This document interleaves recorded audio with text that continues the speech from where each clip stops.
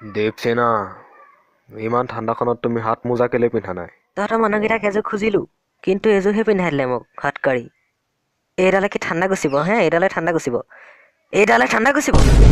হ'ব দে, যি দিছে তাকে পিন্ধ। সেইটো যে পাইছ।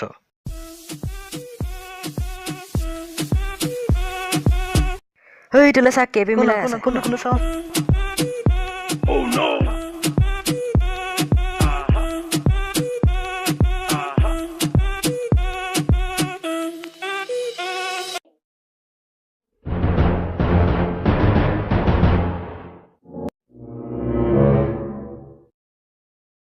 আচলতে কি হৈছিলে কোৱা চেতুপতি?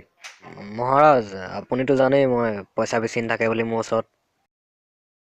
আৰু সেইদিনা মোৰ পকেটত মাত্ৰ 10 টকা এটা আছিল কেপি খাবলৈ।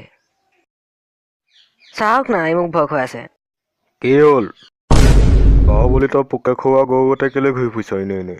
ৰাতিপুৱা মূলা খাইছিলোঁ, গেছ আছে, সেইকাৰণে অলপ খোজকাঢ়ি দিছোঁ। গেছ হ'লে হাজমলা খাবি। খুচুৰা পইচা আছে যদি দিয়ক, মই এতিয়াই গৈ হাজমলা লৈ আনিম। এক্টিং নচলিব বাহুবলি মোৰ আগত। তোৰ ঘৈণীয়ে সাধাৰণ কেপি এটাৰ কাৰণে মানুহ কাটিছে। তাই বিচাৰাজি কৰিব লাগিব। এই দেৱসেনা, কি হৈছিলে সেইদিনা? ই কুকুৰৰ পিতেকে মোৰ পৰা সদায় কেপি খায়, কিন্তু যদি মই কালি তাক অকণমান খুজিলোঁ সি নিদিওঁ বুলি ক'লে। মহাৰাজ মিছাকে কৈছে। সেইকাৰণে হাতখন কাটি পেলালোঁ। ভুল কৰিলা তুমি দেৱসেনা। তই বুলিহে ভাল সহ্য কৰি থাকিলি, মই এনেকুৱা হোৱাহেঁতেন কেলা।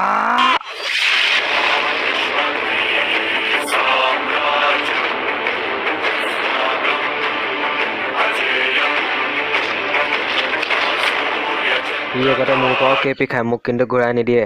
চুকত গৈ মনে মনে মিলাই খায়গে ই বজ্জাতে। কিন্তু আজি মই ইয়াৰ বদলা লৈ ল'লোঁ। কেপি চিকট ৰজনীগন্ধা চবে ভাগ কৰি খাবা, আৰু নিজৰ লগতে লগৰকেইটাকো বেমাৰত পেলাবা, নহ'লে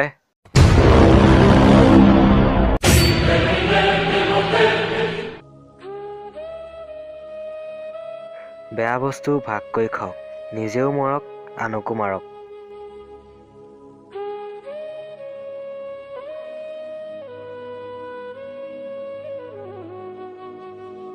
তোমালোকে যদি ভিডিঅ'টো যদি ভাল পালা তেতিয়াহ'লে লাইক কৰিবা, কমেণ্ট কৰিবা, শ্বেয়াৰ কৰিবা আৰু ছাবস্ক্ৰাইব কৰিবা। বাই।